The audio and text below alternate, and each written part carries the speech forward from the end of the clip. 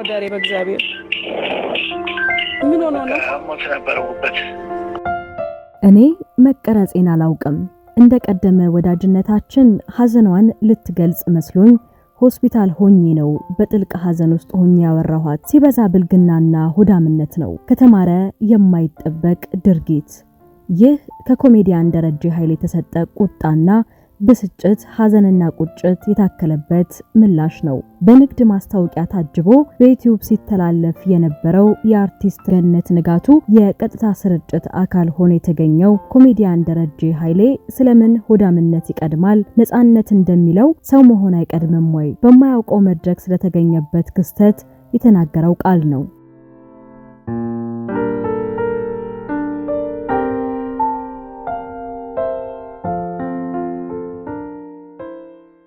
የጥበብ ሰው ሞት የሁላችንም ቤት ሐዘን ነው ነገር ግን የጥበብ ሰዎች ሐዘን ሲሆን ነገሩ ወዴት ያመራል በትናንትናው ዕለት የኢትዮጵያን የጥበብ አፍቃሪዎች ያስደነገጠው የተዋናይ ነፃነት ወርቅነህ ህልፈት እንደተሰማ በማህበራዊ ሚዲያ ላይ ሌላ ያልተጠበቀ አነጋጋሪ ክስተት ተፈጥሯል ታዋቂዋ አርቲስት ገነት ንጋቱ በዩቲዩብ ቻናሏ ባሰራጨችው ዘገባ ምክንያት ከህዝብ ከፍተኛ ትችትና ተቃውሞ እየደረሰባት ይገኛል ዛሬ በወግና እውነታ የእይታ ብዛት ወይስ የሙያ ስነ ምግባር የሚለውን ጉዳይ ጥበባዊ በሆነ ወግ እንቃኛለን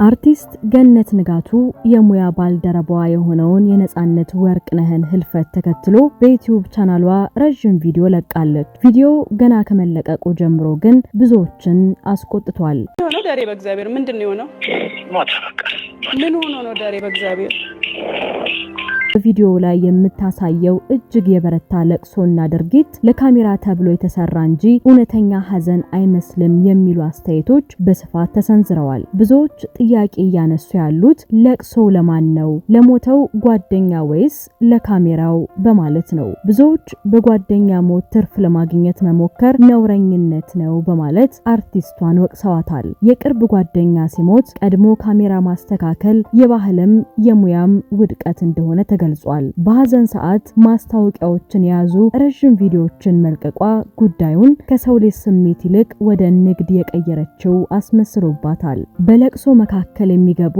የንግድ ማስታወቂያዎች የተመልካቹን ስሜት ክፉኛ ጎድተውታል አርቲስት ገነት ንጋቱ ቀደም ሲል የነበራትን ትልቅ ክብርና ዝና በዚህ ድርጊቷ እየቀነሰችው እንደሆነ በርካታ አስተያየት ሰጪዎች አስገንዝበዋል ይህ ክስተት በኢትዮጵያ የዩቲዩብ ይዘት ፈጣሪዎች መካከል ትልቅ ክርክርን ቀስቅሷል ዩቲዩብ እንደ ስራ እየታየ ባለበት በዚህ ዘመን የሙያ ስነ ምግባር መስመሩ የት ጋር ነው ሐዘንና የግል ስሜቶች ለገበያ መቅረብ አለባቸው ወይስ የሰው ልጅ ክብር ከሁሉም ነገር ይቀድማል የዘርፉ ባለሙያዎች እንደሚሉት ከሆነ አርቲስቶች ከዩቲዩብ ገቢ በፊት ለሚወክሉት የጥበብ ማህበረሰብና ለህዝብ ክብር ቅድሚያ መስጠት ነበረባቸው አርቲስት ገነት ንጋቱ ለቀረቡባት ትችቶች እስካሁን የሰጠችው ዝርዝር ምላሽ የለም ነገር ግን ቪዲዮ ላይ በስልክ ስታነጋገረው የታየው ኮሜዲያን ደረጀ ኃይሌ ግን ምላሹን ሰጥቷል ኮሜዲያን ደረጀ ኃይሌ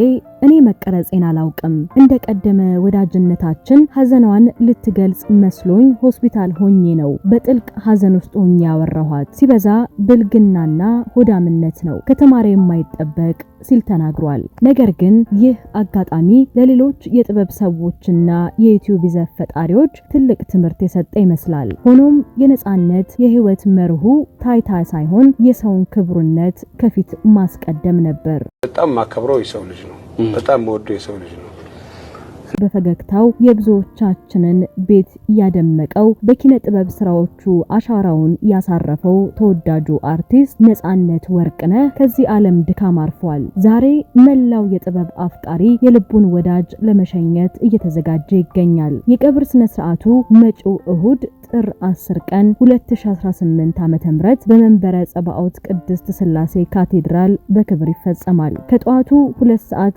ከ30 ጀምሮ የሽኝት መርሃ ግብር የሚከናወን ሲሆን ከቀኑ 6 ሰዓት ላይም የቀብር ስነ ስርዓቱ ይከናወናል የነፂ እረፍት ለጥበብ ቤተሰቡና ለአድናቂዎቹ እጅግ ከባድ ቢሆንም በቦታው በመገኘት ለዚህ ታላቅ ባለውለታ የሚገባውን የመጨረሻ ክብር እንድንሰጥ ጥሪ ቀርቧል ነፃነት ትላንት ጠዋት ወደ ስራ ሊሄድ እየለባበሰ ነበር። ህመም ሲሰማው ጓደኛውን ጠርቶ ወደ አይሲኤምሲ ሆስፒታል ይሄዳሉ።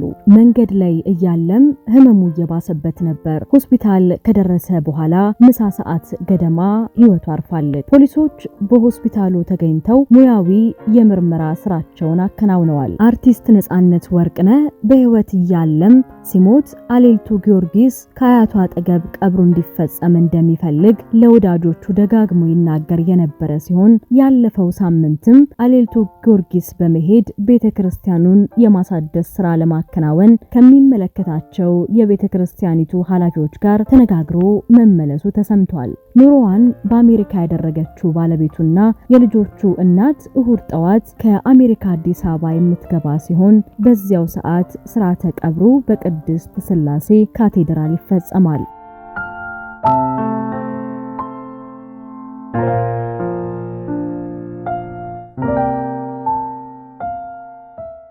ታሪካችን መሰነድ አለበት በሚል ለሀገሩ የጥበብ እድገት ያለውን ጽኑ ፍላጎት ሲገልጽ የነበረው ነጻነት ወርቅነህ ትላንት ጥር 8 ቀን 2018 ዓ.ም በሰማነው መርዶ የታሪኩ መዝጊያ ምዕራፍ ላይ ደርሰናል። ነፂ ገና በልጅነቱ ጥበብን ተላብሶ በሳቅና በቁም ነገር ህዝብን ሲያዝናና የኖረ የዘርፈ ብዙ ሙያ ባለቤት ነው። ነጻነት ወርቅነህ እምሩ የካቲት 10 ቀን 1974 ዓ.ም በአዲስ አበባ ከተማ ነበር የተወለደው። በአባቱ በአቶ ወርቅነህ እምሩና በእናቱ በወይዘሮ ምናልሸዋ ይፍሩ ተኮትኩቶ ያደገው ነጻነት ለቤተሰቡ አራተኛ ልጅ ነው። የአንደኛ ደረጃ ትምህርቱን በአስፋው ወሰን፣ የሁለተኛ ደረጃ ትምህርቱን ደግሞ በምስራቅ አጠቃላይ ትምህርት ቤት አጠናቋል። በስምንተኛ ክፍል እያለ የጉሊቷ እናቴ በተሰኘ ተውኔት ላይ የሴት ገጸ ባህሪን ወክሎ በመጫወት የመጀመሪያውን የትወና አሻራ አሳርፏል። ነጻነት የ16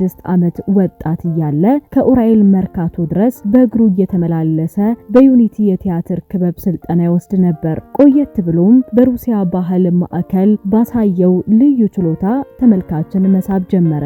በፑሽኪን ቆይታው የ30 ደቂቃ አጫጭር ድራማዎችን በመጻፍና በመተወን ይታወቅ ነበር።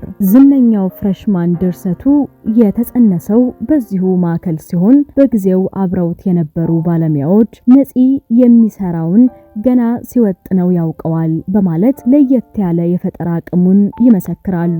ነጻነት በትላልቅ የሀገሪቱ የጥበብ መድረኮች ላይ ብቃቱን አሳይቷል። ከነዚያም መካከል በመዘጋጃ ቤት ቲያትር፣ በይቅርታ ምሽት፣ በብሔራዊ ቲያትር ደግሞ ካብ ለካብ፣ ሌሎችም የዳዊት እንዚራ፣ የጓሮ ጌታና የብሩክታዊት ስጦታ የሚሉ ቲያትሮችን ሰርቷል። ራሱ የደረሰውና የተወነበት ፍሬሽማን በህዝብ ዘንድ ከፍተኛ ዝናን አትርፎለታል። በፊልም ኢንዱስትሪ ውስጥ በድርሰት በዳይሬክቲንግና በትወና ጉልህ ስፍራ አለው። ጥቂቶቹም ኤፍቢአይ ቁጥር 1 ቁጥር 2 እና ቁጥር 3 ላይ ደራሲና ተዋናይ በመሆን በእነዚህ ፊልሞች ላይ ተሳትፏል።